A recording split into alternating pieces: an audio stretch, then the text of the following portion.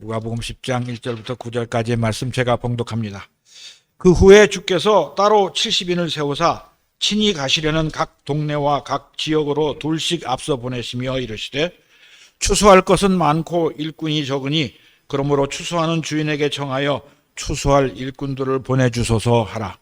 갈지어다 내가 너희를 보냄이 어린 양을 이리 가운데로 보냄과 같도다.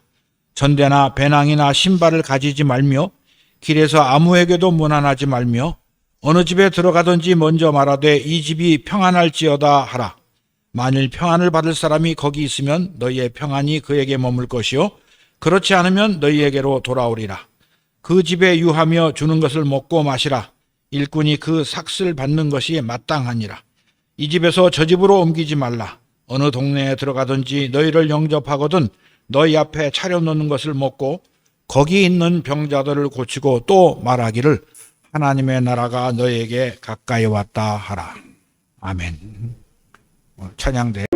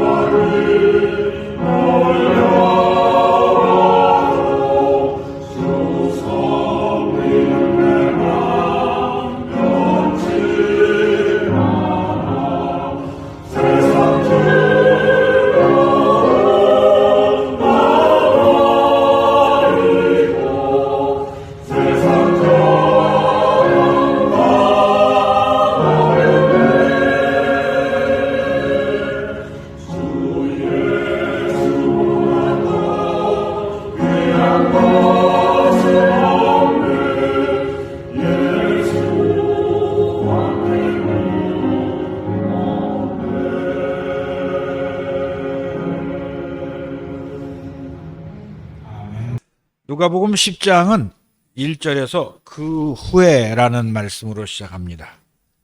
그 후는 무슨 일 후일까요? 누가복음 9장에서 살펴봤던 이야기들입니다. 누가복음 9장을 복습을 한번 해봅시다. 누가복음 9장에서 무슨 일이 있었죠? 맨 먼저 9장 1절에 보면은 예수님께서 12 제자들을 내보내시면서 그들에게 귀신을 제어하고 병을 고치는 능력과 주님의 권위를 주시고 나가서 하나님의 나라를 전파하라고 명령하셨습니다.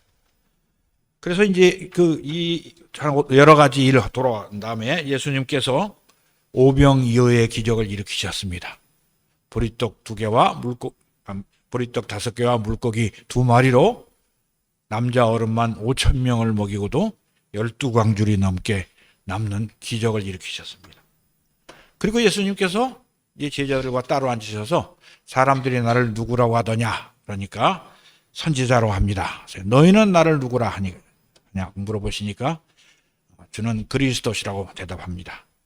그래서 예수님께서 그제서야 제자들에게 인자가 많은 고난을 받고 장로들과 대제사장들과 서기관들에게 버림받아 죽임을 당한 후에 제3일에 다시 살아나야 하리라 말씀을 하십니다. 그리고서 주님을 따라오는 무리들에게 아무든지 나를 따라오려면 자기를 부인하고 날마다 제 십자가를 지고 나를 쫓을 것이니라 고 말씀하셨습니다. 그리고 예수님께서는 베드로와 요한과 야고보를 데리고 변화산에 올라가셔서 천국에 계셨던 우리 주님의 영광스러운 모습을 보여주셨습니다. 변화산에서 내려오신 다음에 제자들과 무리들이 있는 걸 봤는데 귀신 들린 아이를 보고 귀신을 쫓아내지 못하는 제자들을 책망하셨죠. 이 믿음이 없고 패역한 세대야. 내가 얼마나 너희와 함께 있으며 얼마나 너희에 대해서 참아야겠느냐 하고 책망하셨습니다.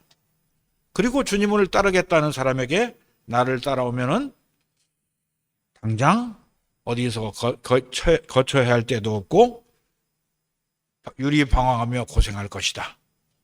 그러나 모든 것을 버리고 즉시 나를 따르라고 명령하신 이런 사건들이 9장에 있었는데 그 후에 예수님께서 70인의 전도단을 다시 세우셔서 각 지역으로 하나님의 나라를 전해 내보내십니다.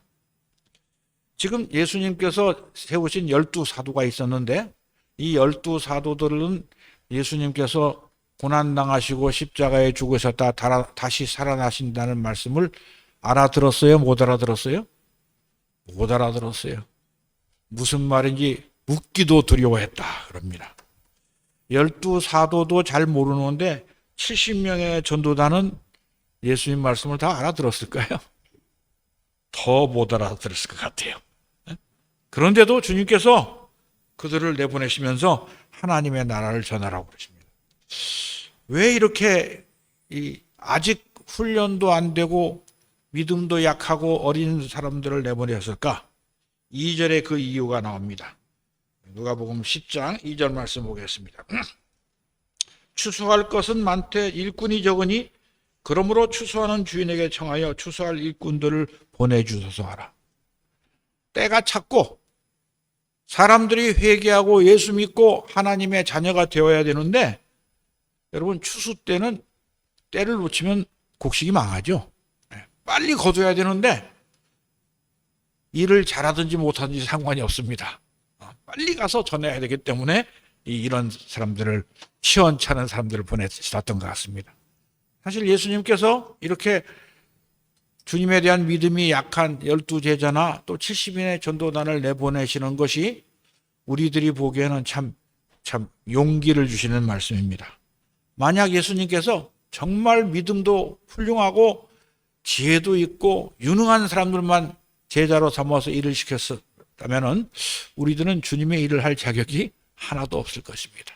그러나 예수님께서는 약하고 어리석고 무능한 자들을 택하셔서 하나님의 일을 하게 하십니다. 우리 고린도전서 1장 26절부터 29절 말씀을 한번 보겠습니다. 고린도전서 1장 26절에서 29절 말씀입니다. 제가 봉독하겠습니다. 형제들아 너희를 부르심을 보라. 육체를 따라 지혜로운 자가 많지 아니하며 능한 자가 많지 아니하며 문벌 좋은 자가 많지 아니하도다. 그러나 하나님께서 세상에 미련한 것들을 택하사 지혜 있는 자들을 부끄럽게 하려 하시고 세상의 약한 것들을 택하사 강한 것들을 부끄럽게 하려 하시며 하나님께서 세상의 천한 것들과 멸시받는 것들과 없는 것들을 택하사 있는 것들을 폐하려 하시나니 이는 아무 육체도 하나님 앞에서 자랑하지 못하게 하려 하심이라. 우리 주님은 무능하고 어리석고 부족한 사람들을 택하셔서 하나님의 일을 맡기십니다. 왜? 하나님의 일은 사람의 지혜와 능력으로 하는 것이 아니라 하나님께서 주시는 성령의 능력으로 하기 때문입니다. 하나님의 일을 하는 사람들은 그러므로 자랑하면 안 됩니다. 예수님께서 이 70인의 전도단을 내보내시는데 이렇게 믿음도 적고 연약한 사람들을 보내시는데 마음이 아프셨던 것 같습니다. 3절에서 이렇게 말씀하십니다. 갈지어다 내가 너희를 보냄이 어린 양을 이리 가운데로 보냄과 같도다. 어린 양을 이리떼 가운데 보내면 어떻게 될까요? 이리떼가 달려들어서 금방 잡아먹을 것입니다. 실제로 복음 전하는 사람들은 다 숫자도 적고 힘도 없고 권세도 없는 사람들입니다. 세상은 이 예수 그리스도와 그리스도의 제자들을 미워하고 우는 사자와 같이 삼키려고 달려드는 악한 세력으로 가득합니다.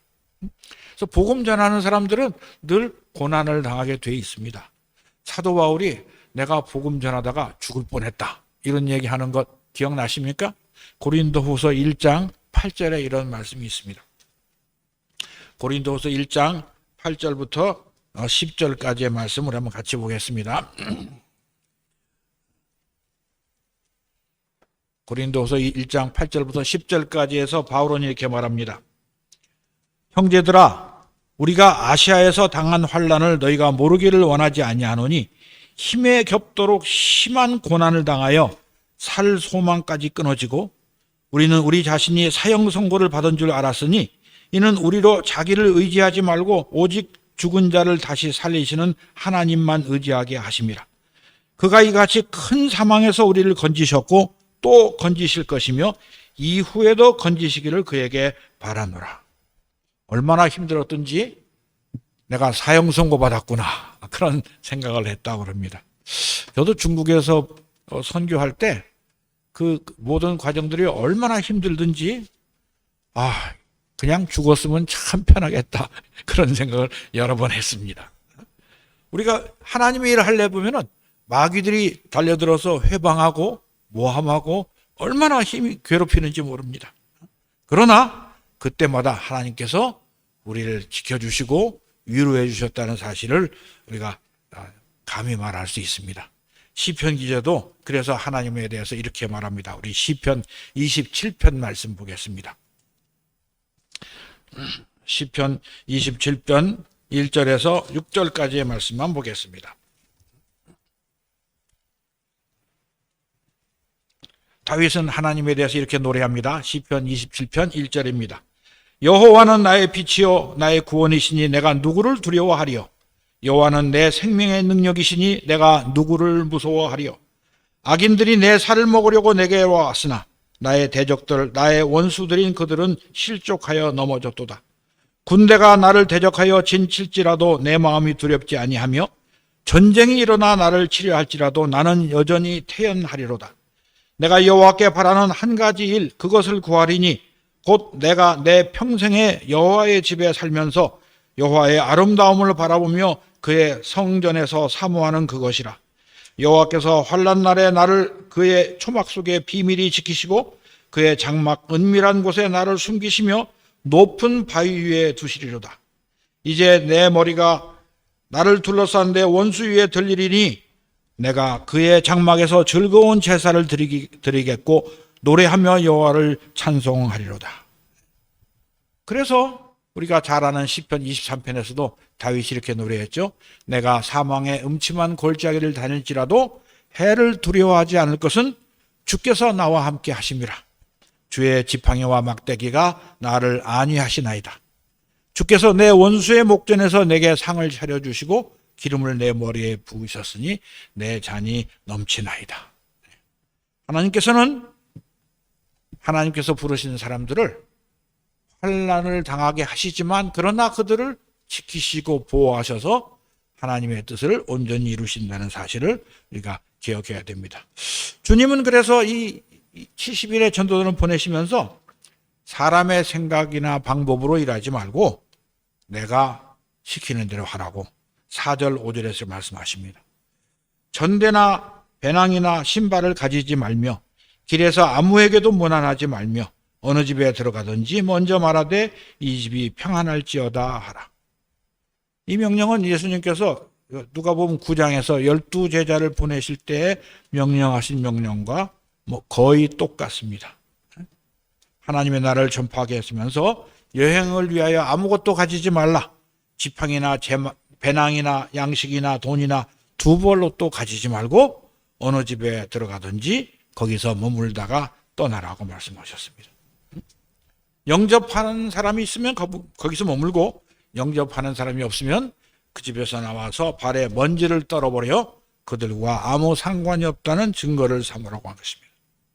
사실 우리가 여행을 가든지 하나님의 일을 할 때는 돈이 필요하다고 생각하기에 마련입니다. 그러나 주님은 그런 것을 아무것도 염려하지 말고 하나님께서 주시는 것을 가지고 일하라고 명령하시는 것입니다. 우리가 하나님의 일을 할 때는 그 먹을 것과 입을 것을 염려할 필요는 없습니다. 우리가 하나님의 일을 할 때 필요한 것은 딱 하나, 성령의 권능을 받는 것입니다. 그래서 예수님께서 말씀하셨죠. 오직 성령이 너에게 임하시면 너희가 권능을 받고 예루살렘과 온 유대와 사마리아와 땅끝까지 이르러 내 증인이 되리라. 복음 전하는 일은 사람의 지혜로 하는 것이 아닙니다. 성령의 능력으로 하는 것이라고 말씀하십니다. 사실 이 초대교회 때도 그랬고 지금도 사람의 생각으로 하나님의 일을 하는 사람들이 많습니다. 얼마 전에도 어떤 선교사 만났더니 선교하려면 돈이 있어야 됩니다. 돈 좀 주십시오. 모금하는 사람들이 꽤 있더라고요. 그러나 선교는 성령으로 하는 것이지 돈으로 하는 것이 아닙니다. 하나님보다 돈이 더 힘이 있습니까? 그렇지 않습니다. 우리가 하나님의 말씀에 순종하면은 하나님께서 무엇이든지 다 공급하신다고 약속하셨어요. 우리가 잘 아는 예수님의 말씀입니다. 누가복음 6장 31절, 마태복음 6장 31절부터 33절까지 해서 예수님이 이렇게 말씀하셨습니다. 그러므로 염려하여 이르기를 무엇을 먹을까, 무엇을 마실까, 무엇을 입을까 하지 말라. 이는 다 이방인들이 구하는 것이라. 너희 하늘 아버지께서 이 모든 것이 너희에게 있어야 할 줄을 아시느니라. 너희는 먼저 그의 나라와 그의 의를 구하라. 그리하면 이 모든 것을 너희에게 더하시리라. 주님이 명령하신 대로 전대나 배낭이나 이런 걸 챙기지 말고 성령의 인도하심에 의지하여 나가면은 하나님께서 이 모든 필요한 것을 공급하실 것입니다. 또 어디로 가야 하는지도 주님이 인도하십니다. 길에서 아무에게도 문안하지 말며 어느 집에 들어가든지 먼저 말하되 이 집이 평안할지어다 하라. 하나님의 평강을 선포했을 때 그 사람이 받아들이면 그 집에 머물고 받지 않으면 평안이 돌아오기 때문에 나오면 되는 것입니다. 그래서 받을 자격이 없는 평안이라면 돌아오기 때문에 우리는 평안을 모든 사람에게 평안을 선포하고 그들이 받지 않으면 우리가 도로 받으면 됩니다. 그래서 그곳에서 먹고 마시면서 복음을 전하라고 7절에서 명령하십니다. 그 집에 유하며 주는 것을 먹고 마시라. 일꾼이 그 삭슬 받는 것이 마땅하니라. 이 집에서 저 집으로 옮기지 말라. 하나님이 보내신 곳에 갔는데 여기보다 다른 곳이 더 좋지 않은가? 그러면서 자꾸 사역지를 옮기는 것은 바람직하지 않습니다. 그래서 우리는 어느 곳에 가든지 거기 있는 것을 먹어야 됩니다. 제가 중국에서 이 사역하다가 신참 선교사가 오면은 그 구호 삼창을 시킨 적이 있었습니다. 선교사가 해야 할 일, 첫째는 주는 대로 먹는다 합니다. 나는 이거 말고 다른 거 주세요. 그 소용없어요. 주는 대로 먹고 안 주면 굶어야 됩니다. 하나님께서 안 주시면 굶는 게 맞습니다. 그러나 하나님의 일꾼이 굶어 죽는 법은 없습니다. 두 번째 구호가 뭔지 아십니까? 시키는 대로 한답니다. 내가 하고 싶은 일만 하겠다고 하면 안 되는 것이죠. 하기 싫어도 설사 그것이 죽는 일이라 할지라도 주님의 명령이면 순종해야 되십니다. 셋째는 보내시는 대로 간다입니다.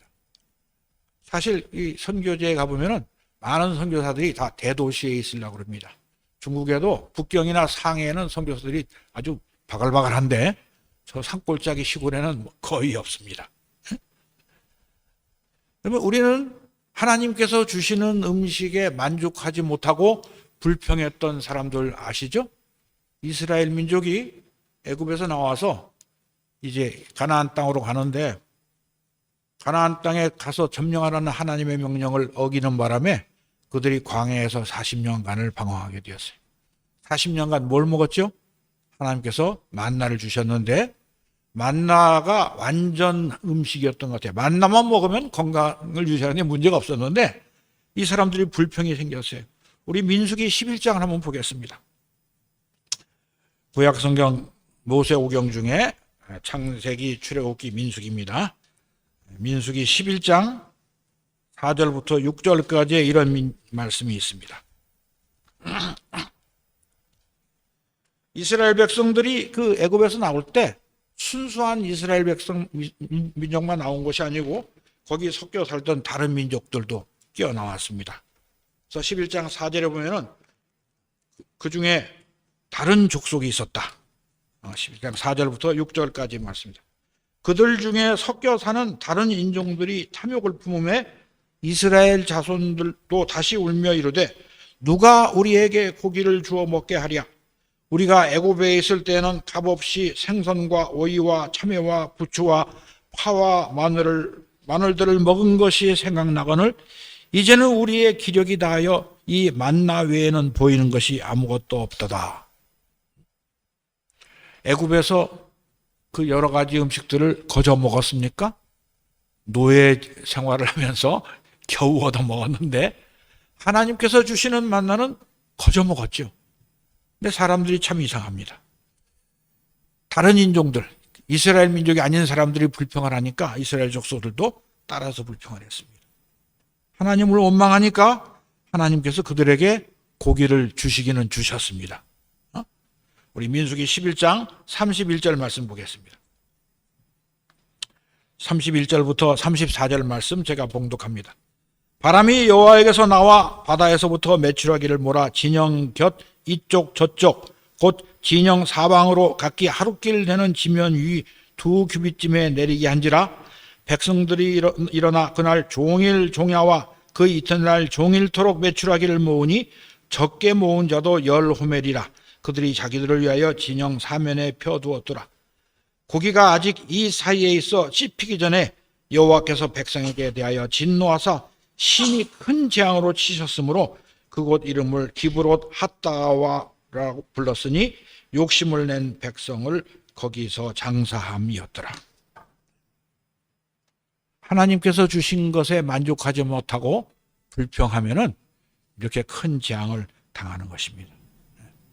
그래서 거기서 주는 것이 있으면 그것을 먹고 감사해야 되는 것이죠. 그리고 예수님께서는 이제 9절에서 이렇게 말씀하십니다. 거기 있는 병자들을 고치고 또 말하기를 하나님의 나라가 너에게 가까이 왔다. 저는 설교하다가 제 얘기하는 걸 별로 좋아하지 않는데 이 말씀을 가지고 제 얘기를 좀 해야 할 것 같습니다. 왜냐하면 이 구절이 제 일생을 바꾼 말씀이기 때문에 그렇습니다. 저는 어려서부터 부모님 따라서 교회를 다녔습니다. 교회도 꽤 열심히 잘 다녔던 것 같습니다. 그래서 중등부 회장하고 고등부 회장하고 교회에서 대학부에서도 회장했습니다.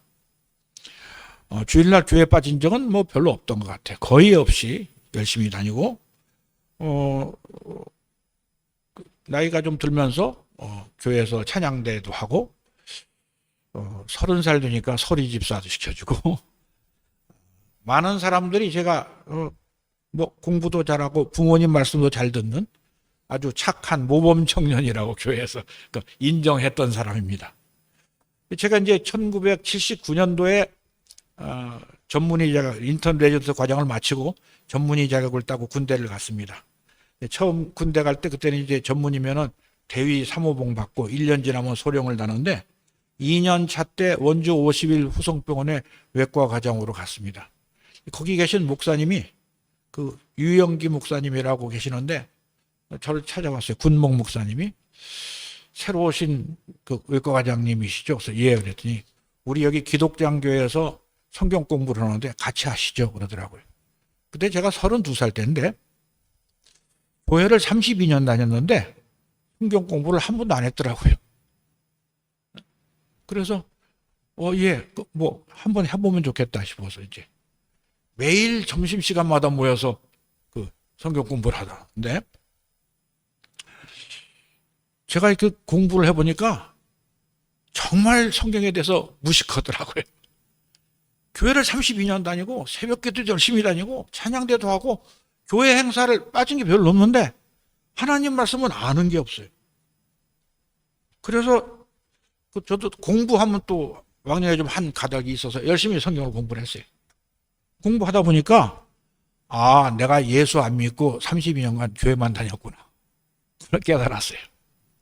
왜냐하면은 성경을 읽어보니까 예수 믿는 것은 물론 교회 나와서 예배도 드려야 되지만 믿음은 들음에서 나며 들음은 그리스도의 말씀으로 말미암았느니라는 말씀이 있더라고요.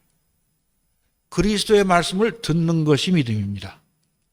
근데 말을 잘 듣는다는 말은 귀로 듣기만 하는 겁니까? 듣고 순종한다는 뜻이죠. 저는 주일날 교회 나와서는 예배는 드렸는데 월요일부터 토요일까지는 내 인생에 내가 주인이었어요. 제 마음대로 살았어요. 이건 이렇게 예수 믿으면 안 되는구나 깨달았습니다. 그래서 이제 그때 굳게 결심하고 새벽 아침에 일어나면 일단 30분 성경을 읽고 그 말씀대로 살아봐야겠다 노력을 했는데 그 참 잘 안 되더라고요. 사람이 살던 습관에서 벗어나는 게 쉽지 않습니다. 예수 믿으면은 이전에 살아왔던 모든 습관을 버려야 되는데 정말 안 버려져요. 얼마나 힘든지 모르겠어요. 그래서 또 회개하고 저녁에 집에 들어가면 오늘 또 죄 지었네. 또 내 마음대로 살았네. 회개하고. 그러면서 하나님의 말씀을 계속 읽는데 읽으면 읽을수록 더 괴로운 겁니다. 그대로 못 사니까. 그래서 예수 괜히 믿었나. 그냥 이전으로 돌아갈까. 주일날 교회만 다니면 되는데 뭐 이렇게까지 할 필요가 있나. 그런 생각을 했습니다. 그러나 성경이 하나님의 말씀이고 성경 말씀이 진리라는 사실을 이제 알게 되었으니까 성경 말씀을 안 볼 수는 없었어요. 그래서 성경을 읽던 중에 보니까 로마서 7장을 읽을 기회가 있었습니다. 여러분 로마서 7장을 한번 펼쳐보시기 바랍니다. 로마서 7장을 읽는데 사도 바울이 이런 말하는 것이 있습니다. 로마서 7장 15절 말씀입니다. 바울이 이렇게 고백합니다. 내가 행하는 것을 내가 알지 못하노니 곧 내가 원하는 것은 행하지 아니하고 도리어 미워하는 그것을 행함이라. 만일 내가 원하지 아니하는 그것을 행하면 내가 이로써 율법이 선한 것을 시인하노니 이제는 그것을 행하는 자가 내가 아니요 내 속에 거하는 죄니라. 내 속 곧 내 육신에 선한 것이 거하지 아니하는 줄 아노니 원함은 내게 있으나 선을 행하는 것은 없노라. 내가 원하는 바 선은 행하지 아니하고 도리어 원하지 아니하는 바 악을 행하는도다. 만일 내가 원하지 아니하는 그것을 하면 이를 행하는 자는 내가 아니요 내 속에 거하는 죄니라. 그러므로 내가 한 법을 깨달았노니 곧 선을 행하기 원하는 나에게 악이 함께 있는 것이로다. 내 속사람으로는 하나님의 법을 즐거워하되 내 지체 속에서 한 다른 법이 내 마음의 법과 싸워 내 지체 속에 있는 죄의 법으로 나를 사로잡는 것을 보는도다. 오호라 나는 곤고한 사람이로다. 이 사망의 몸에서 누가 나를 건져내랴. 사도 바울과 같이 훌륭한 사도도 원하는 대로 살지 못하고 죄의 종로로 하고 있다는 것을 탄식한 것을 보면서 좀 위로를 받았는데 그러나 이 사망의 몸에서 누가 나를 건져낼 수 있습니까? 예수 그리스도밖에 없다는 사실을 다시 한번 깨달았고 그리고 로마서 8장을 읽으면서 하나님께서 우리를 어떠한 사랑으로 구속하셨으며 또 그 사랑을 거두시지 않는다는 걸 깨달았습니다. 그리고 로마서 8장 38절 39절을 읽었습니다. 내가 확신하노니 사망이나 생명이나 천사들이나 권세자들이나 현재일이나 장래일이나 능력이나 높음이나 깊음이나 다른 어떤 피조물이라도 우리를 우리 주 그리스도 예수 안에 있는 하나님의 사랑에서 끊을 수 없으리라. 제가 이 말씀을 읽는 순간 성령께서 내가 구원받았다는 느낌을 주셨어요. 하나님의 은혜가 얼마나 감사한지 일어나서 찬송가를 불렀는데, 그 군병원에 그 옆방에 있던 군의관들이 김소령이 매일 성경 보더니 드디어 미쳤구나 그랬답니다. 그 미쳤습니다. 제가 예수님에게 미치게 됐고 주님을 위해서 살겠다고 결심을 하게 되었습니다. 그 이후에도 이제 저는 그래서 매일 성경을 읽는데, 어느 날 누가복음 10장을 읽었어요. 본문 말씀입니다. 누가복음 10장 9절을 읽는데, 거기 있는 병자들을 고치고 또 말하기를 하나님의 나라가 너에게 가까이 왔다 하라. 제가 의사였으니까 병자들을 고치고라는 말씀에 관심이 있어서 다시 한번 그 말씀을 봤는데, 거기 있는 병자들이라는 단어가 제 눈에 들어왔어요. 그때는 제가 이제 군대에서 제대하고 전주 예수병원이라는 곳에서 외과과장하고 있었습니다. 그래서 제가 이 말씀을 읽다가 잠깐 놓고 하나님께 기도했습니다. 하나님 아버지, 저는 여기가 좋은데요. 여기 있는 병자들을 고치고 하나님의 나라가 가까이 왔다면 안 될까요? 그랬어요. 제가 그 예수병원에서 종양외과 담당이었습니다. 제 환자가 다 암 환자죠. 예수병원은 뭐 이름이 예수병원이니까 환자들 수술하기 전에 다 같이 손잡고 기도하고, 또 다 수술 잘 끝나고 나면은 마음 놓고 전도해도 됩니다. 그때만 80년대 초만 하더라도 암 걸리면 다 죽는 줄 알았기 때문에 그 환자들한테 아무리 치료를 잘해도 사람은 결국 죽습니다.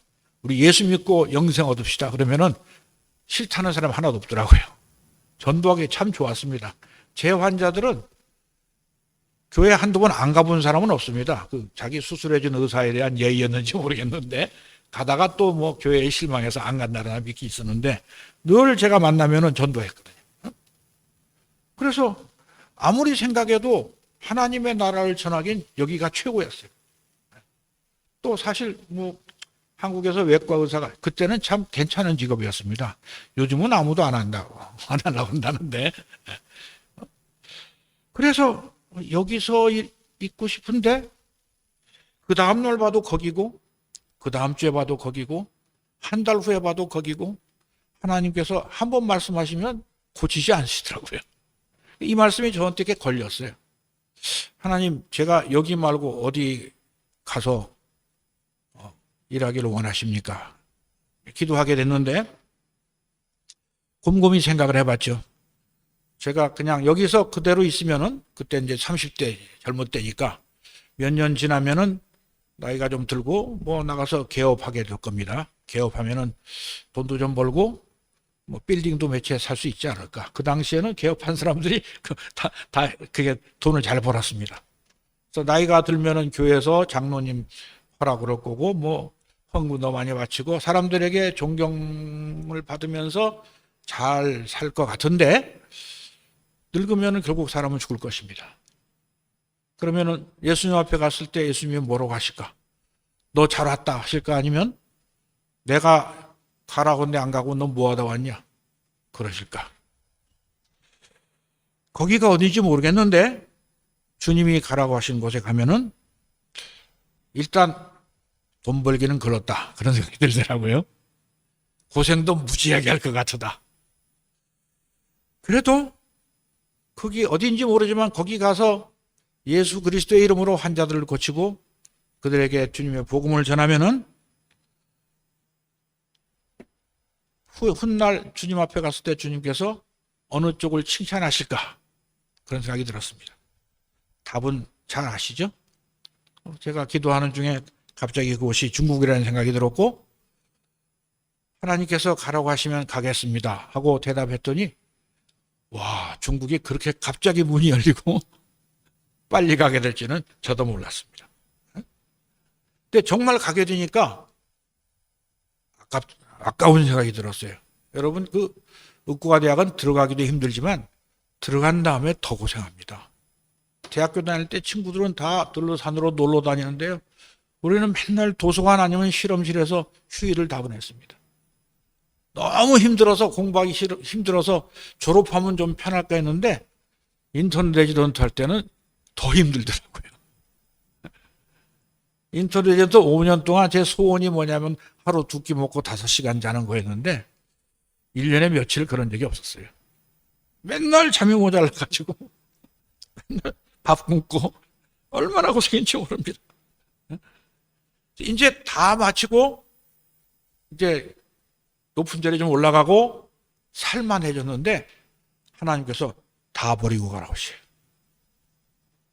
아까웠겠습니까? 안 아까웠겠습니까? 아까웠습니다. 그러나 제가 이걸 아까운 생각을 하고 있으니까 주님께서 또 말씀을 주시더라고요. 여러분 마가복음 10장 한번 펼쳐보시기 바랍니다. 마가복음 10장 29절 30절 말씀, 예수님께서 제 귀에 대고 이렇게 말씀하셨어요. 마가복음 10장 29절 30절 말씀입니다.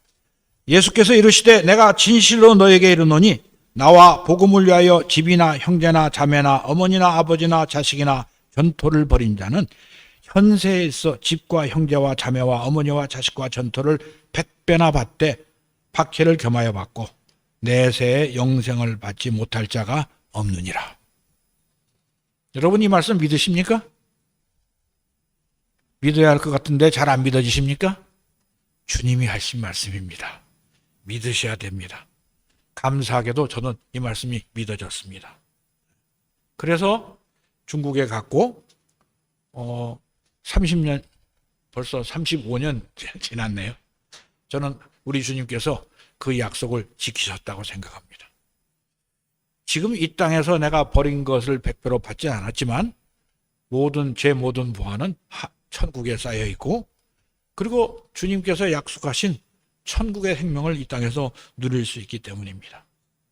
중국에 가서 지내는 동안 돈 하나도 못 벌었는데 하나님께서 먹이시고 입히시고 모든 필요를 넉넉하게 공급하신 것을 제가 체험했습니다. 그래서 우리는 주님의 말씀에 순종해야 되는 겁니다. 왜? 이제 주님 다시 오실 때 저는 주님이 주실 상을 기대하고 있기 때문에 그렇습니다. 예수님께서 이렇게 말씀하셨습니다. 요한복음 14장 21절 말씀입니다. 나의 계명을 지키는 자라야 나를 사랑하는 자니 나를 사랑하는 자는 내 아버지께 사랑을 받을 것이요 나도 그를 사랑하여 그에게 나를 나타내리라.